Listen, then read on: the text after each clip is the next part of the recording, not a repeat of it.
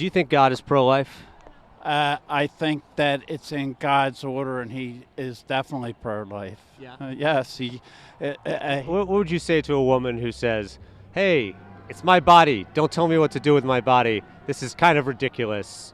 Your religion doesn't mean anything to me. It's a bunch of fairy tales. It's probably made up by a bunch of men 2,000 years ago. Don't use that bullshit to tell me what I can do with my body. What would you tell those women? I could speak to my ex-wife, and for a reason, she's my ex-wife.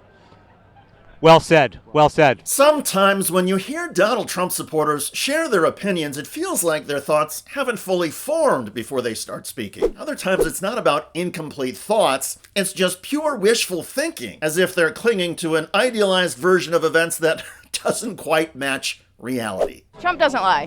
Trump doesn't lie? No. No, he does not lie. No, you'll see. You'll see. You don't think Donald Trump has ever lied? No. Donald Trump has never lied. Well, it's not just the everyday MAGA faithful who seem to be delusional or lean on wishful thinking. It's some of the big names as well. Take Kevin O'Leary, for example. The entrepreneur and Shark Tank star recently shared his thoughts about what a second Trump administration could mean for the economy in 2025. But to many Americans, O'Leary's optimism may feel a lot more like fantasy than forecast. Can I just ask you, and this is the age-old question, so I know that you're going to have to caveat it with you don't know the answer for sure, but he says a lot of things. He has said a lot of things. Do you really think he's going to do all these things? Do you really think that he's going to put tariffs in across the board, or is that a negotiating strategy that he was doing to say something to signal to China? As you know, going through Congress right now is a reciprocal tariff bill, which is very fair. If Germany taxes us or tariffs us at 10% on cars, we do the same to them. It'll be reciprocal, with the exception of China. I'm an advocate for turning up the heat on China so that we get them to the table to join that act, because they came into the WTO in 1999. Trump is using these. People think they're sales taxes. They're not. It's a negotiating tactic. This is what he does well, I would argue. If the Supreme Leader now knows that Trump is going to run the show. If Trump says, look, I'm going to crank you up to 400% until you get over here to Washington, he'll fly to Washington. That's what we need. We need Trump's negotiating tactic, his uncertainty that he brings to the table. These adversaries get nervous when they don't understand the direction he's going. That's the best case scenario. It relates to the madman theory in political science. That when you have a leader who is so unpredictable, unstable, and even crazy, it can freeze adversaries, goes the theory, who think that the nutty leader might actually bring global annihilation and not care about it. The madman theory is commonly associated with the foreign policy of Richard Nixon. His administration, through Secretary of State Henry Kissinger, tried to make leaders of the hostile communist bloc nations think that Nixon was so irrational and volatile that they would avoid provoking the United States. Kissinger tried to get the communist leaders to believe that Nixon was so nuts he would launch nuclear weapons at the slightest provocation. The madman effort didn't work.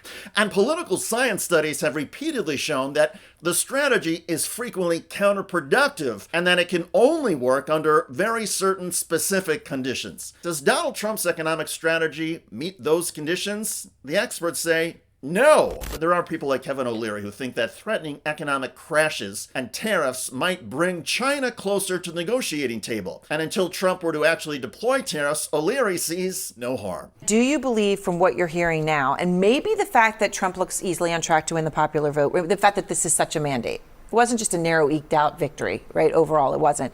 Does that change the fact, the big worry that people have is who's he going to attract to work for him? After last time, after what the general said, I've got after all good the news people. for you, Aaron, on this one. Howard Ludwig is running the transition team. I've had a chance to speak with him very briefly. A-listers coming in. We're not going to have the same volatility we had on Mandate 1. Trump 2.0 really wants this to work.